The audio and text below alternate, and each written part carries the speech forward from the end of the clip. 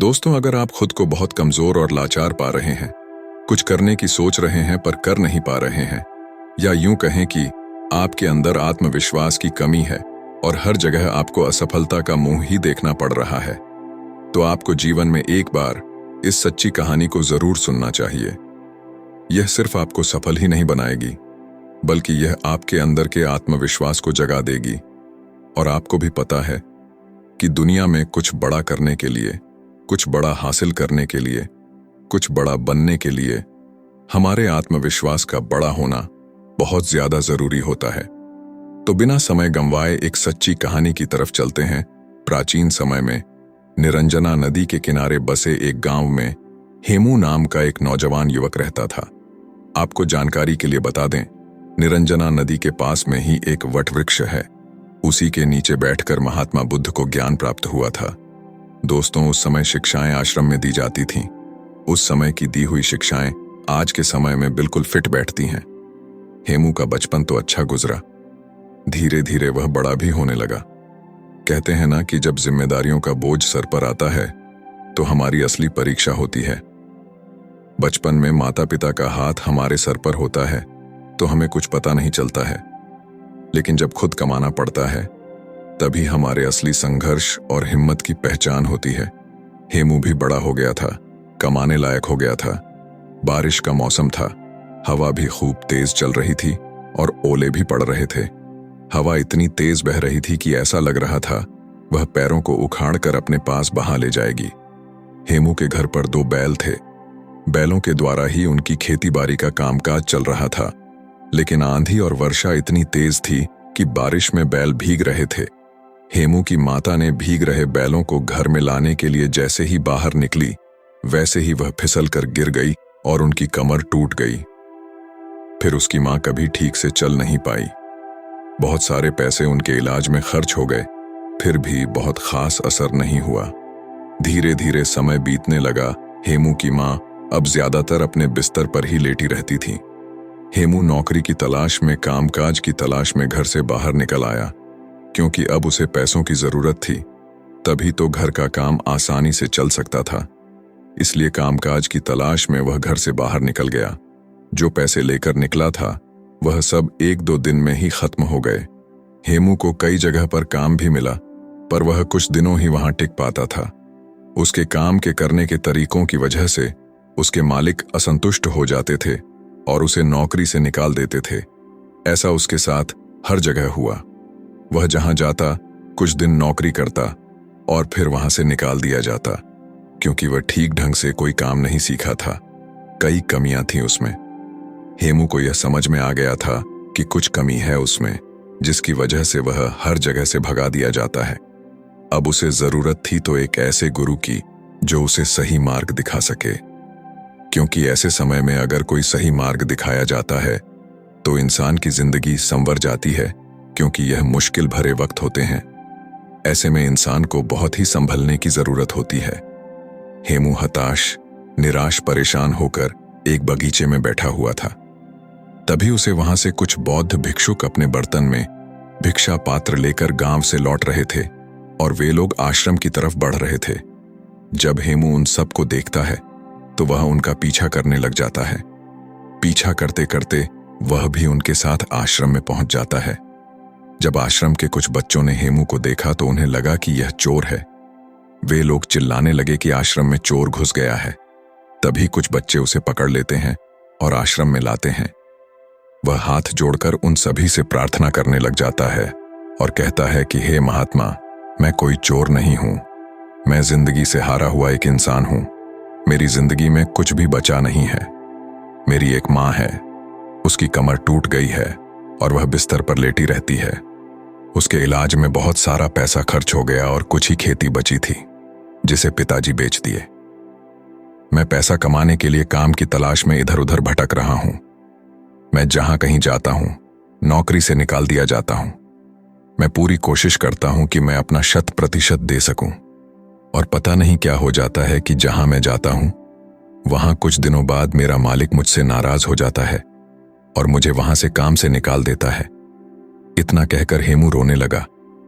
दोस्तों, ऐसे बुरे वक्त में कौन नहीं रोएगा। तभी उस आश्रम के प्रधान भिक्षुक वहां पहुंच जाते हैं। वह सभी को हटने का आदेश देते हैं और उस हेमू के पास पहुंच जाता और उसकी परेशानियों को समझते हैं। प्रधान भिक्षु उस युवक की परेशानियां बड़े ही ध्यान से सुनते हैं। प्रधान भिक्षुक उस युवक से कहते हैं कि बेटे तुम रो नहीं, तुम 10 दिनों तक कहीं नहीं जाओगे। इन 10 दिनों में हम तुम्हारी पूरी जिंदगी बदल देंगे। तुम्हारा खोया हुआ आत्मविश्वास लौट आएगा, लेकिन तुमको इन 10 दिनों में मैं जो भी काम करने को कहूंगा वह तुम्हें करना पड़ेगा। अगर तुम 10 दिनों में मेरी बात मान गए तो तुम्हें पाने के लिए लोग तरस जाएंगे और तुम जिंदगी में बहुत ही आगे चले जाओगे। बस तुम्हें 10 दिनों तक यहीं रुकना है और जो मैं कहूंगा, जैसा मैं कहूंगा वैसा तुम्हें करना है। अगले 2 दिनों तक प्रधान भिक्षुक उसे पौधों में पानी भरने का काम देते हैं। वह पौधों में पानी भरता है और उसके काम को प्रधान भिक्षुक देखते हैं। फिर प्रधान भिक्षुक अगले 2 दिनों तक उसे भिक्षा मांगकर लाने को कहते हैं। वह गांव जाता है और भिक्षा मांगकर लाता है। इसी तरह 5 दिनों तक वह बौद्ध भिक्षु हेमू को देखते हैं और उसकी क्रियाविधि को देखते हैं। वह किस तरीके से काम कर रहा है, उसके काम में क्या कमी है, यह सब वह प्रधान भिक्षुक देखते रहते हैं। पर हेमू को इस बात का अंदाजा नहीं होता है कि प्रधान भिक्षुक उसकी क्रियाविधि पर नजर रख रहे हैं।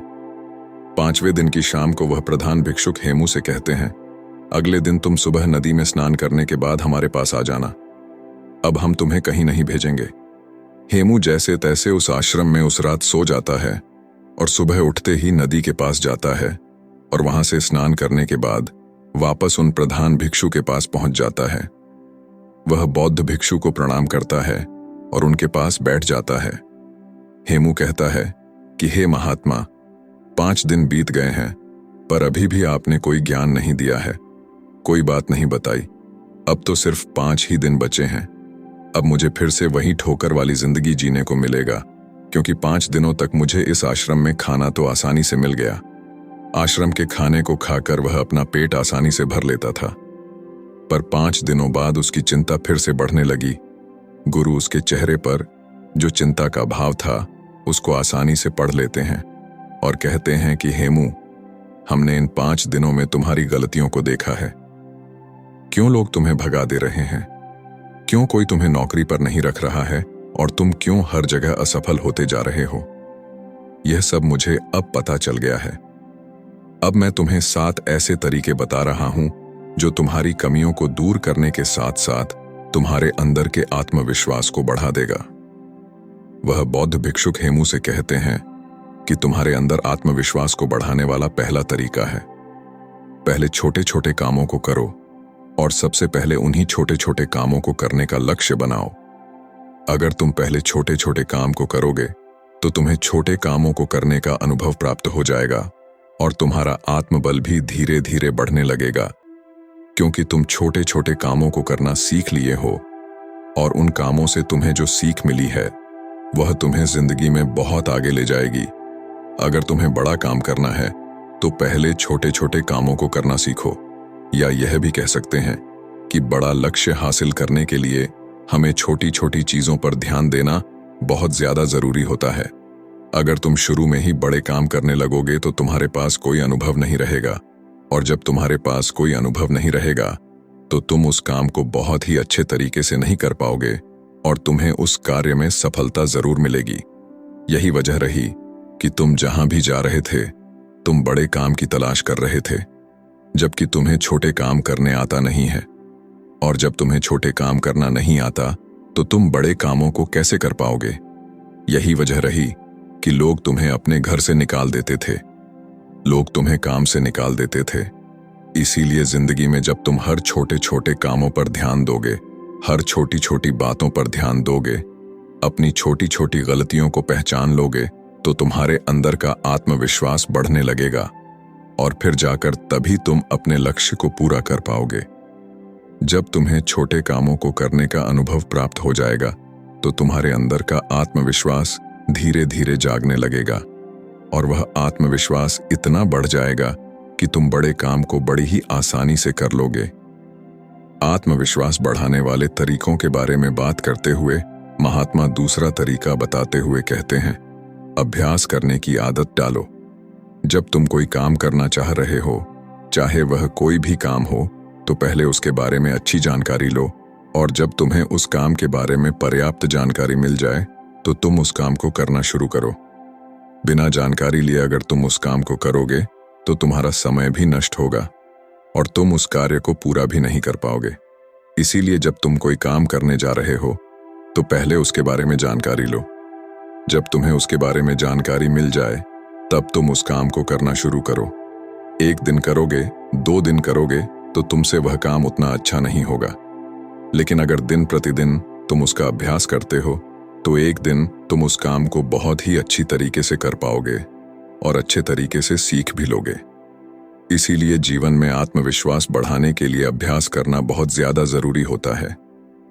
मान लो कि तुम्हें तलवारबाजी सीखना है तो पहले तुम तलवारबाजी के बारे में अच्छी जानकारी लो, और जब तुम्हें तलवारबाजी और तलवार के बारे में अच्छी जानकारी मिल जाएगी तो फिर तुम उसके बाद अभ्यास करो, और जब तुम उस पर खूब अभ्यास करोगे तो तुम उस काम में निपुण हो जाओगे और फिर तुम्हारे अंदर का आत्मविश्वास धीरे धीरे बढ़ने लगेगा और तुम्हें लगने लगेगा कि तुम यह काम कर सकते हो। इसीलिए अगर अपने जीवन में आत्मविश्वास को बढ़ाना है, सफलता पाना है, तो अभ्यास करना बहुत ज्यादा जरूरी होता है। तुम जितना ज्यादा अभ्यास करोगे तुम उतनी ही गलतियां कम करोगे। जो इंसान जितना कम अभ्यास करता है उससे गलतियां उतनी ही ज्यादा होती हैं। अभ्यास ही तुम्हारी कमजोरी को दूर करता है। एक अच्छा सेनापति अपनी युद्ध कला पर बहुत अभ्यास करता है, तब जाकर वह एक अच्छा सेनापति बन पाता है। एक अच्छा योद्धा तभी जाकर वह कहलाता है।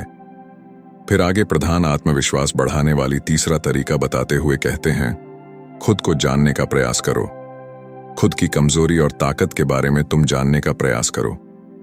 अगर तुम्हें अपनी कमजोरी के बारे में पता है तो निश्चय ही तुम जो भी काम कर रहे हो उस काम को बहुत ही अच्छे तरीके से कर सकते हो, और अगर तुम्हें अपनी मजबूती भी पता है तो भी तुम बहुत ही अच्छा कर सकते हो। मान लो तुम्हें राजा के सेनापति में भर्ती होना है। तुमने जो युद्ध कला सीखी है उस पर अभ्यास ही नहीं किया है।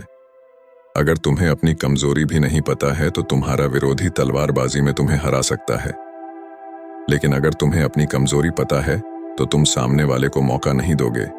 इसलिए खुद की कमजोरी को समझने का प्रयास करो और उस पर कई बार अभ्यास करो ताकि सामने वाला तुमको कभी हरा ना पाए। फिर बौद्ध भिक्षु उस हेमू से कहते हैं कि तुम काम करने जाते थे लेकिन तुम्हें अपनी कमजोरी के बारे में नहीं पता था, जिससे तुम्हारा मालिक बड़ी ही जल्दी तुम्हारी कमजोरी को पकड़ लेता था, और जब किसी को तुम्हारी कमजोरी पकड़ में आ जाएगी तो वहीं से तुम्हारी उल्टी गिनती शुरू हो जाएगी। इसीलिए अपनी कमजोरी को जानने का प्रयास करो, और जब तुम्हें अपनी कमजोरी के बारे में पता चल जाएगा तो फिर तुम्हें कोई हरा नहीं सकता। महात्मा आत्मविश्वास को बढ़ाने वाली चौथा तरीका बताते हुए कहते हैं, तुमने अभ्यास करना तो सीख लिया, अपनी कमजोरी को भी जान लिया, लेकिन अगर तुम्हें अपने आप पर नियंत्रण नहीं है तो इन सब का कोई मतलब नहीं रहेगा। इसलिए अपने आप को नियंत्रण में लाने के लिए सबसे पहले मन को नियंत्रित करो, शांत करो। जब तुम्हारा मन नियंत्रित हो जाएगा, शांत हो जाएगा, तब तुम अपने कार्य पर बहुत ही ज्यादा ध्यान दे पाओगे, और जब तुम अपने कार्य पर ध्यान देने लगोगे तो गलती होने की गुंजाइश बहुत ही कम होने लगेगी। इसीलिए मन को नियंत्रित करना, शांत करना बहुत ही ज्यादा जरूरी होता है। आत्मविश्वास बढ़ाने वाले 5वें तरीके के बारे में वह प्रधान भिक्षु हेमू से कहते हैं, खुद का भी सम्मान और लोगों का भी सम्मान करना सीखो। जो भी तुम्हें उपलब्धि मिली है तुम्हें उसमें सम्मानित महसूस करना चाहिए। तुम्हें खुद पर गर्व होना चाहिए कि मैंने इस काम को कर लिया है। जब तुम्हें खुद पर गर्व होगा तो तुम्हारा आत्मबल, तुम्हारा आत्मविश्वास बढ़ाने लगेगा, और जब तुम्हारा खुद पर आत्मविश्वास बढ़ने लगेगा तो तुम्हारे लिए कोई भी काम करना असंभव नहीं लगेगा। इसलिए अगर तुम्हें अपने आत्मविश्वास को बढ़ाना है तो तुम अपनी छोटी छोटी उपलब्धियों से सम्मानित महसूस करो, क्योंकि जब तुम खुद को सम्मानित महसूस करते हो तो तुम्हारे अंदर का हार्मोन बढ़ जाती है, तुम्हारे विचार अच्छे होने लगेंगे, और जब विचार तुम्हारे अच्छे होंगे तो तुम्हारे कार्य अपने आप सही होने लगेंगे, तुम्हारा आत्मविश्वास भी बढ़ने लगेगा। फिर प्रधान भिक्षुक आत्मविश्वास बढ़ाने के 6ठे तरीके के बारे में बताते हुए कहते हैं, अपने लिए समय जरूर निकालो। जिंदगी में तुम कितना भी व्यस्त क्यों ना हो, लेकिन अगर तुम अपने लिए समय निकाल नहीं रहे हो तो तुम्हारा सब कुछ किया हुआ व्यर्थ है। क्योंकि जब तुम खुद के साथ अकेले में समय बिताओगे तो तुम खुद को जानने का प्रयास करोगे। तुम दिन भर की गलतियों के बारे में अकेले में सोचोगे कि आज हमारे साथ क्या अच्छा हुआ है और क्या बुरा हुआ है। क्या कुछ मैं और अच्छा कर सकता था जो मुझसे नहीं हुआ। जब तुम खुद में खुद के साथ अकेले में समय बिताओ तो तुम्हें यह सब बातें अपने आप पता चल जाएंगे। इसलिए दिन में एक बार अपने लिए समय जरूर निकालें। अपने शरीर के बारे में सोचें, अपने बारे में अच्छे विचार लाएं, और जब तुम्हारे विचार अच्छे होंगे, अपने बारे में तुम अच्छा सोचोगे, तो तुम्हारा आत्मविश्वास अपने आप बढ़ने लगेगा। प्रधान भिक्षु आगे कहते हैं कि समय को बर्बाद ना होने दो, तुम्हारा समय बहुत ही कीमती है। प्रधान भिक्षु आगे कहते हैं कि समय को कभी भी मत बर्बाद होने देना, क्योंकि तुम्हारा समय बहुत ही कीमती है। ऐसे ही तुम अपने समय को बर्बाद ना करना। फालतू लोगों के साथ अपने समय को बर्बाद मत करो, क्योंकि वह समय दोबारा लौटकर कभी नहीं आता है। जो लोग समय को बर्बाद करते हैं उन्हें बाद में बहुत ही पछतावा देखने को मिलता है, क्योंकि अगर तुम हर कार्य को सही समय पर करते हो तो तुम्हें किसी भी चीज का भय नहीं रहेगा। तुम्हें किसी बात की चिंता भी नहीं सताएगी कि मैं यह कभी नहीं कर पाऊंगा। जब तुम हर कार्य को सही समय पर करोगे, अपने समय का सदुपयोग करोगे, तो तुम्हारा आत्मबल, तुम्हारा आत्मविश्वास अपने आप जागने लगेगा। जो इंसान समय को जितना ज्यादा बर्बाद करता है, समय भी बाद में उसे उतना ही बर्बाद कर देता है। इसलिए समय की कीमत को समझो और उसको बर्बाद ना करो। प्रधान भिक्षुक आत्मविश्वास बनाने के 7वें तरीके के बारे में बताते हुए कहते हैं, अपने शरीर का ख्याल रखो। अगर तुम्हारा स्वास्थ्य ठीक है तो ही तुम जिंदगी में कुछ कर सकते हो। तुम लाख तैयारी किए हो, कितना भी अभ्यास किए हो, लेकिन अगर तुम्हारा स्वास्थ्य नहीं ठीक है तो तुम कुछ भी नहीं कर पाओगे। इसीलिए अपने स्वास्थ्य पर ध्यान देना बहुत ही ज्यादा जरूरी होता है। इसके लिए तुम प्रतिदिन योगासन और व्यायाम करो। ध्यान मुद्रा में प्रतिदिन बैठने का प्रयास करो। योगासन हमारे शरीर को स्वस्थ रखता है। जब हमारा शरीर स्वस्थ रहता है तो ही हमारे मस्तिष्क में अच्छे विचार उत्पन्न होंगे, और जब हमारे मस्तिष्क में अच्छे विचार उत्पन्न होंगे तो हम अपने कार्य को और भी बेहतर तरीके से कर सकते हैं। हमारे सोचने समझने की क्षमता बढ़ती है, जिससे कि हम अपने कार्य को बहुत ही अच्छे तरीके से कर सकते हैं। दोस्तों, प्रधान भिक्षु हेमू से कहते हैं कि बेटा, अगर तुम मेरी इन 7 बातों को अपने जीवन में अपनाते हो तो तुम्हें जीवन में आगे बढ़ने से कोई नहीं रोक सकता है, क्योंकि तुम्हारा आत्मविश्वास तुम्हें सफलता जरूर दिलाएगा। प्रधान भिक्षु हेमू से कहते हैं कि हेमू, तुम यही मेरे पास 15 दिन और बिताओ। पहले अभ्यास करो, फिर मैं तुम्हें राजा के यहाँ भेजता हूँ। 15 दिन बाद प्रधान भिक्षु हेमू को राजा के यहाँ भेजते हैं। राजा हेमू की कार्यशैली को देखकर बहुत ही प्रभावित होता है और वह उसे अपनी सेना नायक के रूप में सम्मिलित कर लेता है, जिससे उसका जीवन बहुत ही अच्छे तरीके से बीतने लग जाता है। तो मुझे उम्मीद है अगर आप सब भी इन 7 तरीकों को अपने जीवन में अपनाते हैं तो आप भी अपने आत्मविश्वास को बढ़ा सकते हैं, और जब आपका आत्मविश्वास बढ़ जाएगा तो आप अपने जीवन में कुछ भी पा सकते हैं। तो दोस्तों, उम्मीद है इस वीडियो से आपको काफी कुछ सीखने को मिला होगा, और अगर कुछ सीखने को मिला हो तो हमारे इस वीडियो को लाइक, शेयर और बुद्ध चैनल को सब्सक्राइब जरूर कर लीजिएगा, और साथ ही कमेंट में नमो बुद्धाय जरूर लिखिए। धन्यवाद। एक बार एक बहुत दुखी व्यक्ति एक महात्मा के पास आकर कहता है, मैं अपने जीवन से बहुत दुखी हूं। मैं अपने बीवी बच्चों और अपने परिवार को भी खुश नहीं रख सकता। मैं अपने लिए कुछ भी नहीं कर पा रहा हूं। कभी कभी तो मुझे अपनी जिंदगी को खत्म कर देने के भी ख्याल आते हैं।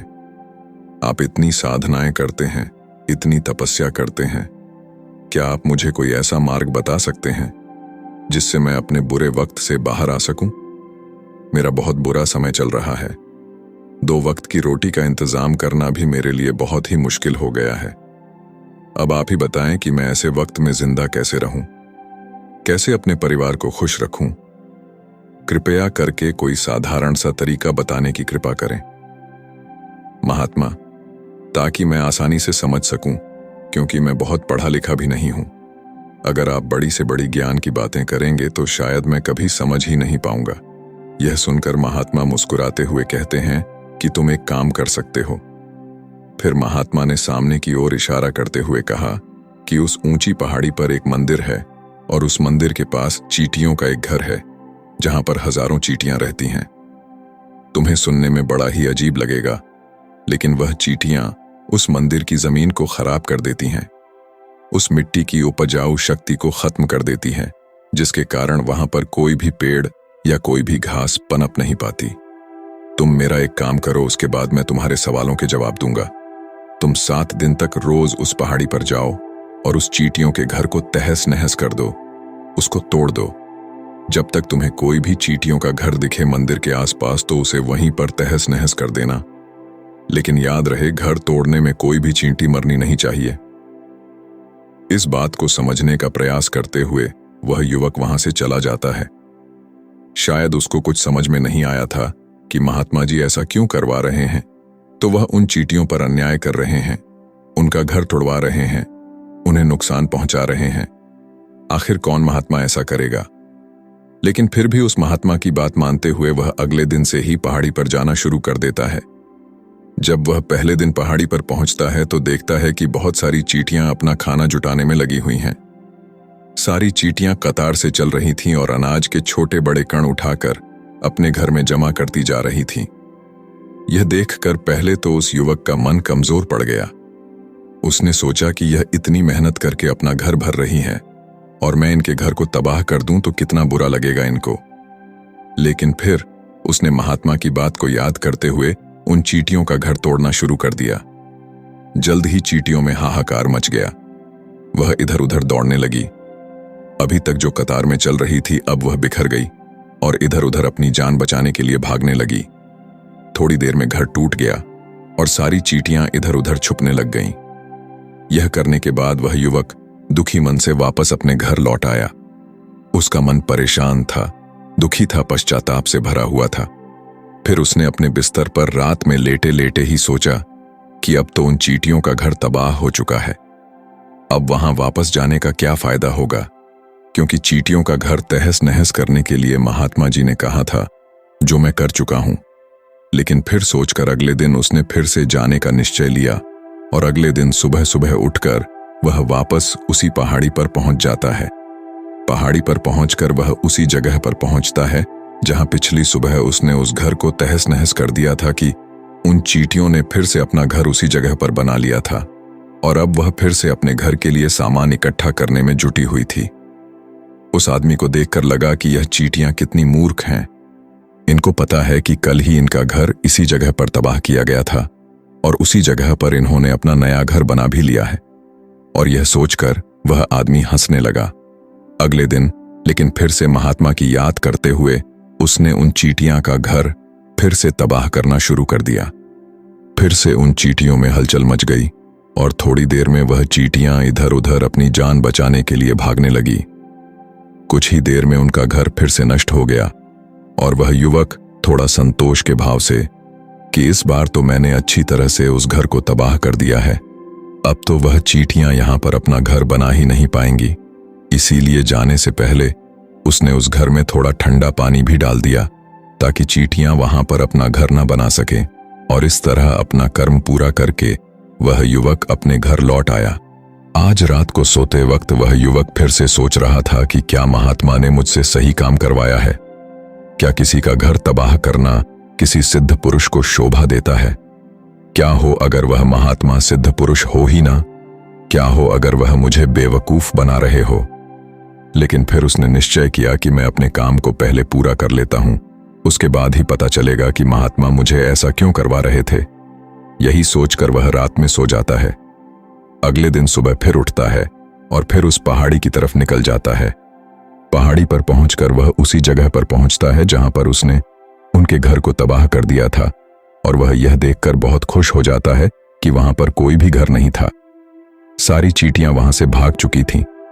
अब उसने सोचा कि अब मेरा रोज रोज का आने का क्या फायदा, क्योंकि चींटियां तो अपना घर बदल चुकी हैं और महात्मा जी ने तो मुझे 7 दिन आने के लिए कहा था, लेकिन आज तो तीसरा ही दिन है। अब बाकी 4 दिन वापस आने का क्या फायदा होगा। और यही सोचकर उसने निश्चय किया कि यहां से वह सीधा उसी महात्मा के पास जाएगा और उनको यह सारी खबर बता देगा। जब वह वापस मुड़कर उस पहाड़ी से उस महात्मा की कुटिया की तरफ जाने लगता है, तभी अचानक से उसकी नजर एक और घर पर पड़ी जो कि चींटियों का ही बना हुआ था। मतलब कि वह चींटियों ने कुछ ही दूरी पर नया घर बना लिया था और अब चींटियां नए घर में वास कर चुकी थीं। यह नया घर उनके पुराने घर से थोड़ी ही दूर पर था और जब उस युवक की नजर उस घर पर पड़ी तो उसने सोचा कि शायद महात्मा को पता था कि यह चींटियां अपना घर यहां से बदलकर किसी दूसरी जगह पर बना लेगी। इसीलिए उन्होंने मुझे 7 दिन आने की बात कही थी और यह विचार करके वह उनका नया घर भी तोड़ने के लिए पहुंच जाता है। जब वह वहां पहुंचा तो चींटियां उसी तरह अपने कार्य में लगी हुई थीं। वह अपने लिए खाना इकट्ठा कर रही थी और अपने घर में जमा कर रही थी। जब पुराना घर टूटा था वहां भी अनाज के कण बचे हुए थे और चींटियां वहां से भी अनाज इकट्ठा कर करके वापस अपने नए घर में ला रही थीं। अब यहां फिर से उस युवक का मन थोड़ा कमजोर पड़ गया, क्योंकि वह खुद भी कमजोर था, खुद भी वक्त का मारा हुआ था। इसीलिए उसके मन में उन चींटियों के प्रति दया और भाव उमड़ आया। उनके ऊपर उसे दया आ रही थी।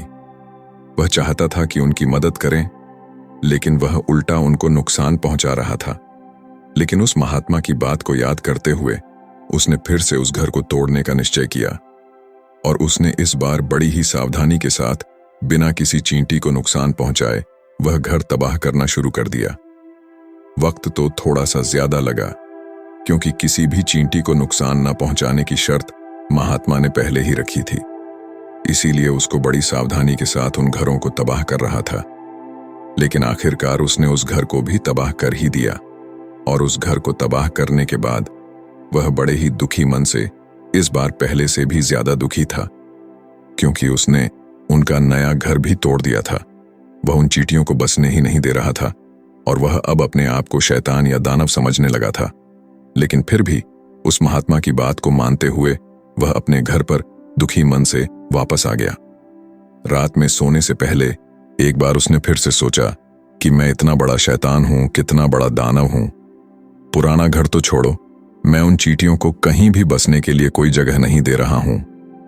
वह चींटियां मेरे बारे में क्या सोचती होंगी? वह कितना बड़ा दानव होगा उस परमात्मा को जो मेरे द्वारा यह काम करवा रहा है। लेकिन फिर भी उसने अगले दिन जाने का निश्चय लिया और अगले दिन सुबह सुबह वह फिर से वहां पर पहुंच गया। वह यह देखकर फिर से आश्चर्यचकित रह जाता है कि इस बार चींटियों ने एक और नई जगह पर अपना घर बना लिया था। वह तो पहले से भी ज्यादा ऊर्जा के साथ काम कर रही थी और उन्होंने एक रात में पहले से भी बड़ा घर बना लिया था और अब वह फिर से अपना अनाज और खाना इकट्ठा करने में जुटी हुई थी। यह देखकर उस आदमी को लगा कि यह चींटियां किस मिट्टी की बनी हुई है। मैं उनको बार बार यहां से भगाने की कोशिश कर रहा हूं और ये वहीं पर अपना घर बना लेती हैं। क्या इनको पता नहीं है कि मैं यहां पर भी कभी इन्हें बसने नहीं दूंगा? ये चींटी दिखने में इतनी छोटी है, लेकिन फिर भी ये मुझसे हार नहीं मान रही है। बड़े ताज्जुब की बात है और इस बार उसने गुस्से में आकर घर को तहस नहस करना शुरू कर दिया। लेकिन इस बार तहस नहस करते हुए कुछ चींटियां वहीं पर मर गईं। उसके पैरों तले कुचल दी गईं। कुचलने के बाद जब वह अपने अहंकार से बाहर आया तो उसने देखा कि गुस्से में उसने कितनी चींटियों को क्षति पहुंचा दी है। उसका मन पश्चाताप से भर गया और वह रोता हुआ अपने घर की तरफ बढ़ गया। रात में सोते वक्त उसने सोचा कि मैं उन चींटियों पर बहुत ज्यादा अत्याचार कर रहा हूं। अब इससे ज्यादा अत्याचार मैं नहीं कर पाऊंगा। और यही सोचकर वह अगले दिन उन चींटियों के लिए अपने घर से थोड़ा आटा लेकर उसी पहाड़ी पर पहुंच जाता है। आज उसके मन में उन चींटियों के प्रति श्रद्धा का भाव व दया थी। आज वह उनकी मदद करना चाहता था और जब वह वहां पर पहुंचा तो चींटियां फिर से अपने नए घर को बनाने के लिए जुटी हुई थीं। उसने बड़े ही करुणा के साथ उन चींटियों को अपना लाया हुआ आटा खिलाया। अगले 7 दिनों तक वह ऐसा ही करता रहा। वह रोज सुबह जाता, उन चींटियों को अपने हाथों से आटा खिलाता। 7 दिन के बाद वह युवक उस महात्मा के पास पहुंचकर हाथ जोड़कर बोलता है कि हे महात्मा, मुझे माफ कर देना। मैंने उन चींटियों का घर तबाह करने के लिए बहुत कोशिश की।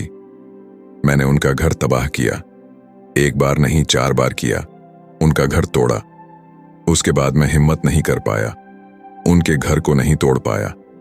मैं समझ सकता हूं कि मैंने आपका काम पूरा नहीं किया और इसके बदले आप मुझे तरीका भी नहीं बताएंगे जो कि मुझे मेरे बुरे समय से बाहर निकाल सकता है। लेकिन मुझे इसकी कोई परवाह नहीं है। मुझे लगता है कि मैंने जो किया वह सही किया, इसीलिए मैं आपसे आज्ञा लेकर वापस जा रहा हूं। कृपया मुझे वापस जाने की आज्ञा दें। यह सुनकर महात्मा मुस्कुराते हुए कहते हैं कि अरे बेटा, कहाँ चल दिए? रुको तो सही, जलपान तो कर लो, थोड़ी देर ठहर जाओ, उसके बाद चले जाना। और यह कहकर वह महात्मा उस युवक के लिए पानी लेकर आते हैं। पानी पिलाने के बाद महात्मा उस युवक से पूछते हैं कि तुम मुझे यह बताओ कि आखिर तुम उन चींटियों का घर तबाह क्यों नहीं कर पाए? वह चींटियां तो छोटी हैं और तुम इतने विशालकाय हो, फिर भी तुम उन छोटी छोटी चींटियों का घर तबाह नहीं कर पाए। कहाँ है तुम्हारी शक्ति? कहाँ है तुम्हारा बाहुबल? इसका जवाब देते हुए उस युवक ने कहा कि हे महात्मा, मैंने उन चींटियों का घर तबाह कर दिया था, बार बार किया था।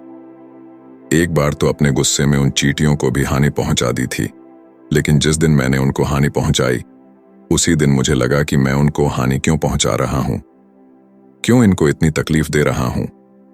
और उसी दिन से मैंने उनको क्षति पहुंचाने की जगह, नुकसान पहुंचाने की जगह उनकी सहायता करनी शुरू कर दी। यह सुनकर उस महात्मा ने कहा कि यही तो सीखने की बात है कि एक छोटी सी चींटी हमें जीवन का संदेश दे जाती है। मैंने तुम्हें उन चींटियों का घर तबाह करने के लिए नहीं भेजा था। मैंने तुम्हें भेजा था ताकि तुम उन चींटियों से कुछ सीख सको।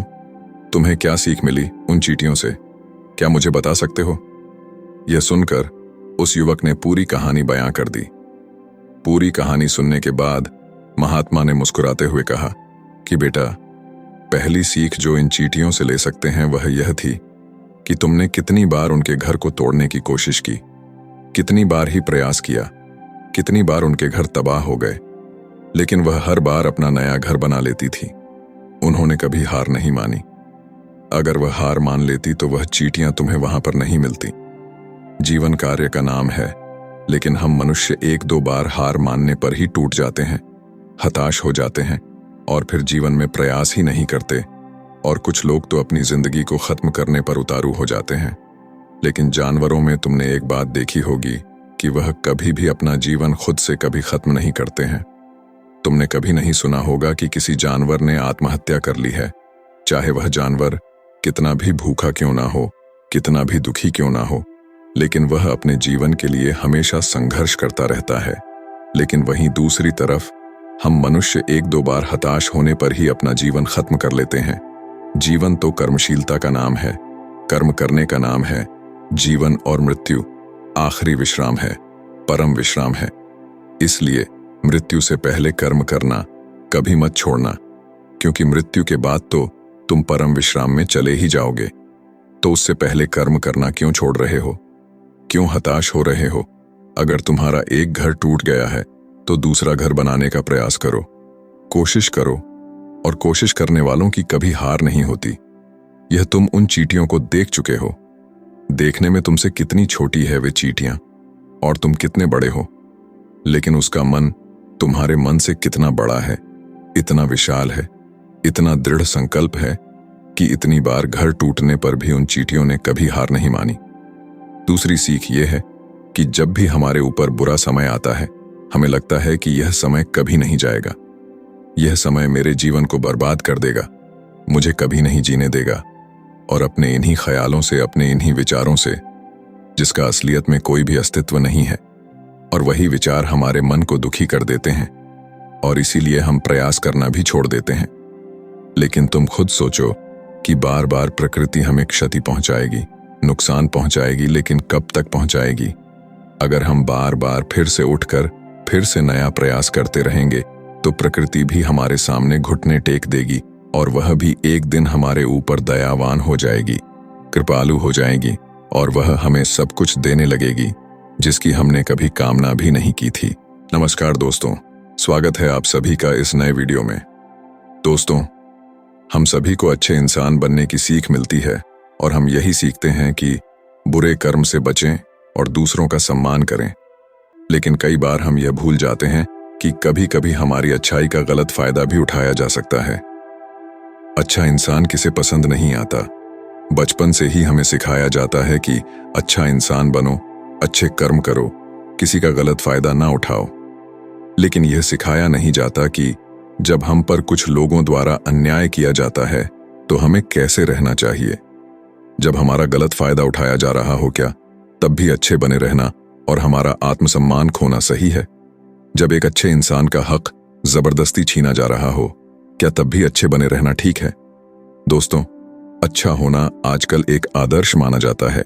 जैसे कि आपने अपने आसपास के लोगों को यह कहते सुना होगा कि देखो वह इंसान कितना ज्यादा अच्छा है। लेकिन हम इस बीच ये भूल जाते हैं कि अच्छे होने की भी एक सीमा होना जरूरी है। हमें यह याद रखना चाहिए कि हद से ज्यादा अच्छा होना भी अच्छा नहीं होता। और अगर हम यह भूल जाएंगे तो यह दुनिया हमें यह बार बार याद दिलाएगी और साबित करेगी कि हद से ज्यादा अच्छा होना भी अच्छा नहीं होता। अक्सर आपने यह देखा होगा कि जो जितना अच्छा होता है उसे उतना ही दुख मिलता है। पर ऐसा क्यों? व्यक्ति हमेशा दूसरों की भावनाओं और जरूरतों को अपने आप से अधिक महत्वपूर्ण मानता है और इसी कारण वह खुद को एक कठिन स्थिति में पाता है। अक्सर उसे ऐसा महसूस होता है कि आखिर क्यों उसके किए हुए अच्छे कामों को लोग नजरअंदाज करते हैं और उल्टा उसी का गलत फायदा उठाया जाता है। कभी ज्यादा काम करवाने से लेकर तो कभी उसे बिना कोई महत्व देकर नजरअंदाज करने तक किसी के लिए हम अच्छा करते हैं तो वहीं से हमें दुख प्राप्त क्यों होता है। आमतौर पर जब कोई आदमी कभी क्रोध कर दे या दुखी होकर किसी को भला बुरा कह दे तो हम उसे बुरा समझने लगते हैं।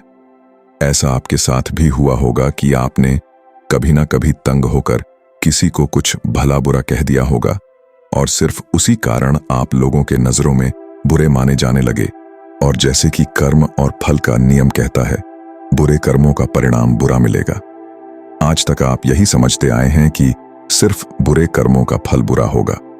लेकिन आज की इस कहानी के बाद आप यह समझ जाओगे कि अच्छा इंसान के साथ भी बुरा हो सकता है।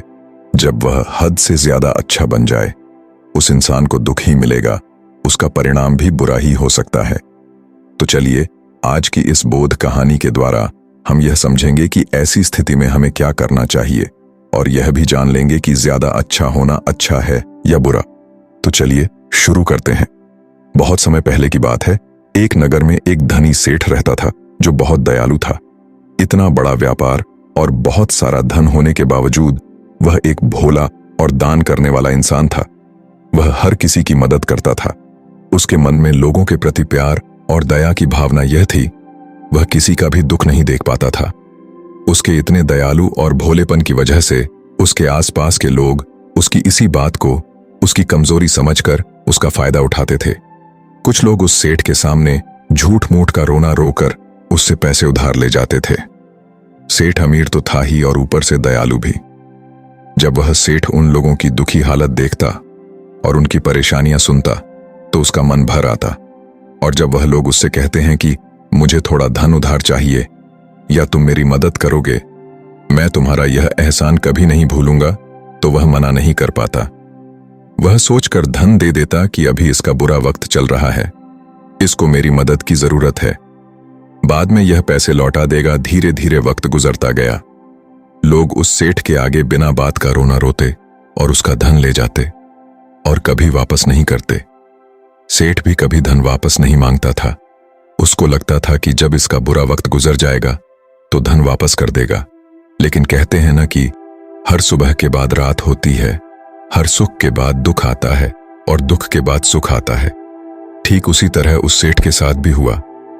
कुछ सालों बाद उसके पास धन कम होने की वजह से उसके व्यापार में माल भरने के पैसे कम होने लगे और इसके वजह से उसके दुकान पर अब ग्राहक भी कम होने लगे, क्योंकि जो सामान उन ग्राहकों को चाहिए था वह सामान उस व्यापारी के पास खत्म होने लगा था और उस सामान को लाने के लिए अब उसके पास इतना धन भी नहीं था। धीरे धीरे सेठ का धन समाप्त हो गया। एक समय था जब वह सेठ अपने नगर के अमीर लोगों में आता था, पर आज उसके पास पैसे नहीं थे। ऊपर से ढेर सारा कर्ज उसे बाजार से लेना पड़ा। उसे समझ नहीं आ रहा था कि वह क्या करे। उसने महात्मा बुद्ध के बड़े चर्चे सुन रखे थे। उसे यह पता था कि उसके बहुत मित्रों ने उनके पास जाकर अपने जीवन के लिए सही मार्गदर्शन लिए है और वह जो ज्ञान देते हैं वह काफी जिंदगियां सुधार चुका है। उसने निश्चय किया कि अब तथागत गौतम बुद्ध ही उनकी समस्या का हल बताएंगे।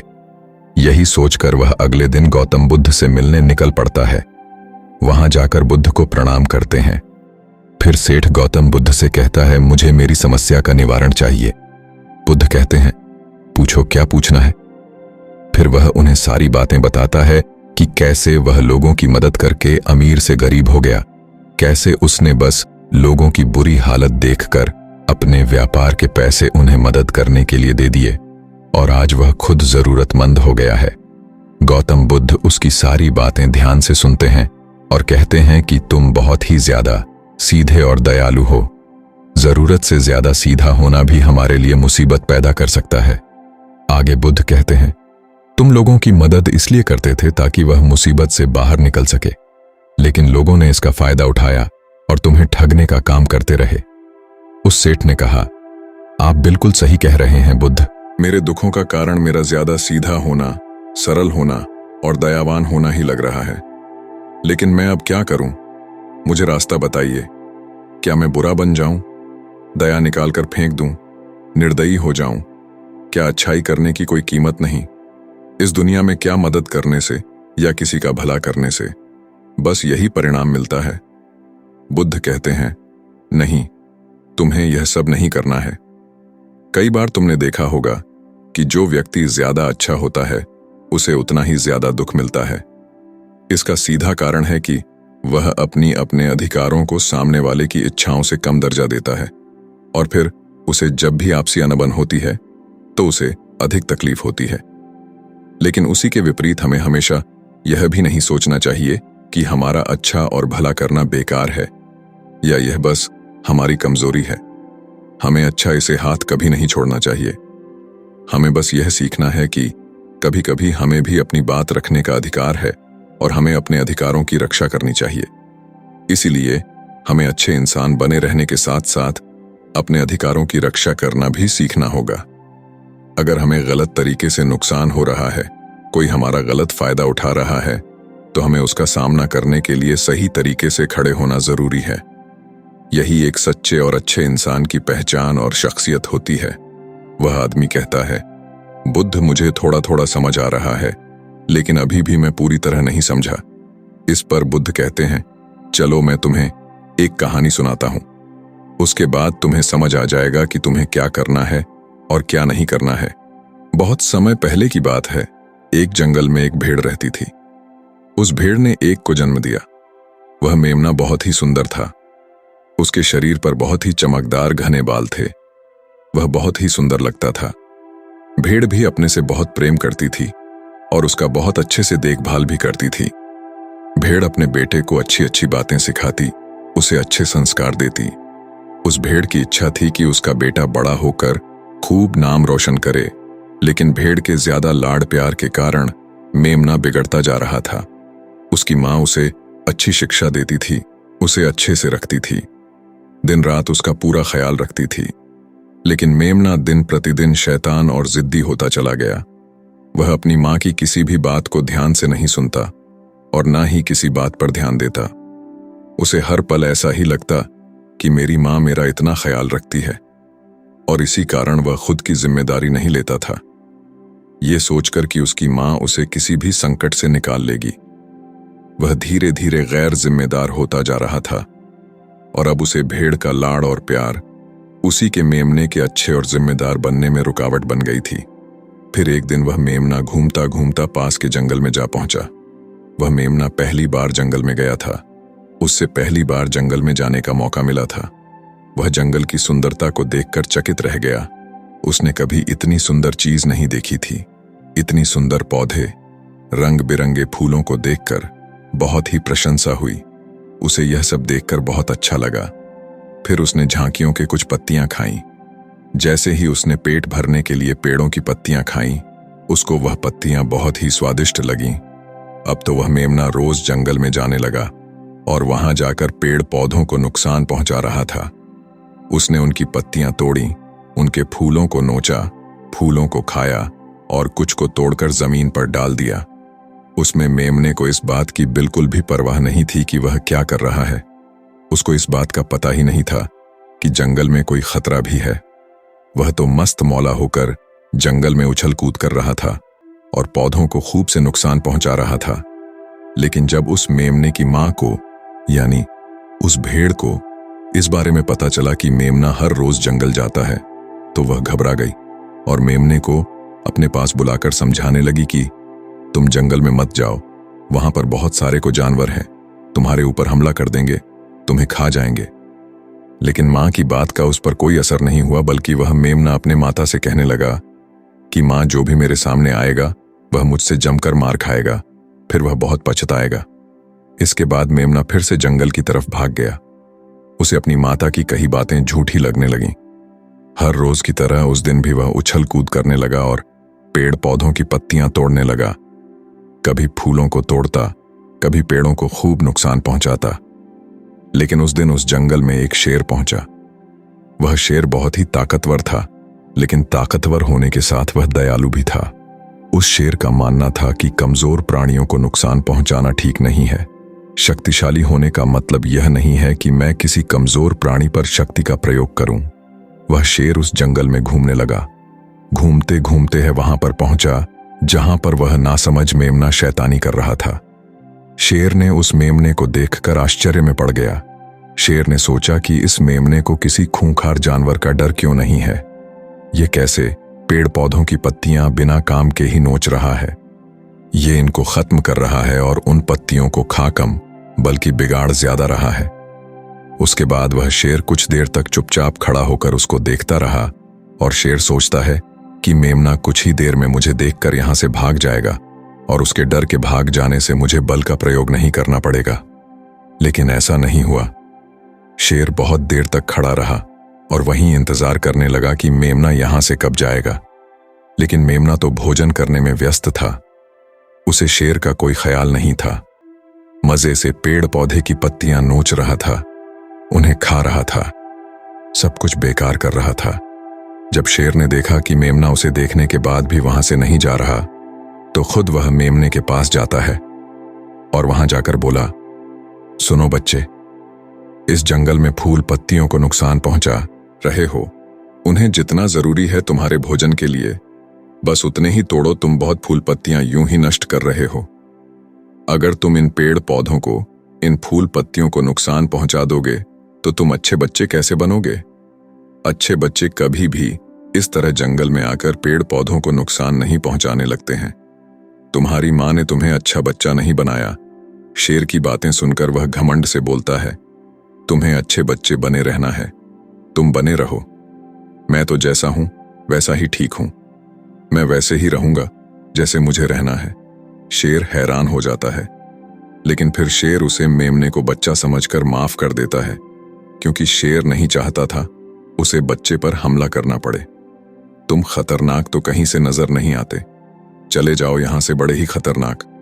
तुम मेरा दिमाग ज्यादा खराब मत करो। चले जाओ यहां से, अपना रास्ता नाप लो और मुझे इन फूल पत्तियों को खाने दो। यह कहकर वह घमंडी मेमना पत्तियां खाता हुआ आगे चला गया और शेर उसे बस हैरानी से देखता रह गया। तभी वहां पास में ही झांकियों के पीछे एक लोमड़ी छुपी हुई थी।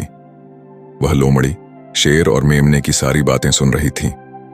उस लोमड़ी को शेर राजा की इस तरह बेइज्जती बर्दाश्त नहीं हुई, तो वहां से झाड़ियों से निकलकर शेर के पास आ पहुंची और शेर के पास आकर बोली, क्षमा कीजिएगा महाराज, आप तो इस जंगल के महाराज हैं, इतने बलशाली हैं। आप चाहे तो इसमें को 2 मिनट में मजा चखा सकते हैं और उसे आपका अपमान करने से रोक सकते थे, फिर आपने कुछ भी क्यों नहीं किया? इस पर शेर ने कहा, मैंने उस बच्चे का भला सोचा, मुझे ऐसे ही किसी बच्चे को अपनी ताकत का शिकार नहीं बनाना था। यह सब सुनकर लोमड़ी बोली, महाराज, लेकिन आपके इतने सीधेपन और दयावान होने के कारण ही उस मेमने की हिम्मत बढ़ ही गई है। वह आपके सीधेपन का गलत फायदा उठा रहा है और जंगल में इधर उधर घूम रहा है और पेड़ पौधों को नुकसान पहुंचा रहा है। मुझे पता है कि कमजोर प्राणी पर हमला नहीं करना चाहिए, ये बहुत बुरी बात है और यह भी दया करना एक अच्छा गुण है। लेकिन शासन में कभी कभी भय दिखाना भी जरूरी है।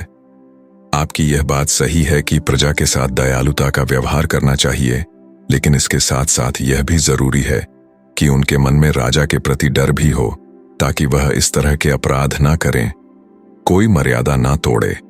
लोमड़ी की बात सुनकर जंगल का राजा शेर लोमड़ी से कहता है, क्या ऐसा हो सकता है कि मेमने को भय दिखाकर हम उसे काबू में कर सके, जिससे कि उसमें सुधार आए और उस मेमने को किसी तरह का नुकसान भी ना पहुंचे, जिससे कि वह जंगल के पेड़ पौधों को कोई नुकसान न पहुंचाए। फिर शेर कहता है, लोमड़ी क्या तुम ऐसा कर सकती हो? शेर की बात सुनकर लोमड़ी कहती है, जी हाँ महाराज, बिल्कुल मैं ऐसा कर सकती हूं कि वह डर भी जाए, सुधर भी जाए और उसे कोई नुकसान भी ना हो। उसे इतना डरा दूंगी कि वह जंगल में कभी दोबारा घुसने की हिम्मत नहीं करेगा। मैं उसे इस तरह डरा लूंगी कि उसके मन में भय बैठ जाएगा, फिर वह जंगल के पेड़ पौधों को भी नुकसान नहीं पहुंचाएगा और साथ ही साथ मैं उसको कोई भी नुकसान नहीं पहुंचने दूंगी। फिर लोमड़ी कहती है कि उसकी मां तो उसे कभी सुधार नहीं पाई, लेकिन मैं उसे जरूर सुधार दूंगी। लोमड़ी की बातें सुनकर शेर ने बोला, अच्छा ठीक है, तुम कोशिश करके देखो, अगर तुम्हें इसमें सफलता मिल जाती है तो मैं तुम्हें जंगल के सभी जानवरों के सामने इनाम दूंगा। शेर की बातें सुनकर लोमड़ी बहुत खुश हुई। वह तुरंत मेमने के पास गई और उस पर गरज पड़ी। इससे पहले कि वह मेमना वहां से भाग पाता, उससे पहले ही लोमड़ी ने मेमने को जमीन पर पटक दिया और उसे अपने मजबूत पंजों से दबोच लिया। मेमने को दबोचने के बाद लोमड़ी मेमने से बोली कि बोल, तुझे मार दिया जाए या छोड़ दिया जाए? तुमने इस जंगल के पेड़ पौधे, यहाँ के फूल और कमजोर प्राणियों के साथ भी तो यही किया है। मेरे ख्याल में मार ही देना चाहिए। लोमड़ी की बातें सुनकर मेमना डर के मारे थर थर कांपने लगा। फिर वह लोमड़ी से बोलने लगा, मुझे माफ कर दो, मुझे छोड़ दो, मुझे यहां से जाने दो। मैं कभी भी जंगल की तरफ नहीं आऊंगा, ना ही कभी पेड़ पौधों को कोई नुकसान पहुंचा दूंगा, और अब मैं कभी कोई गलती नहीं करूंगा। तब लोमड़ी ने मेमने की पकड़ ढीली की। जैसे ही मेमने की पकड़ ढीली हुई, वह जोर जोर से भागने लगा। वह गिरता उठाता भागता हुआ अपनी मां के पास जा पहुंचा।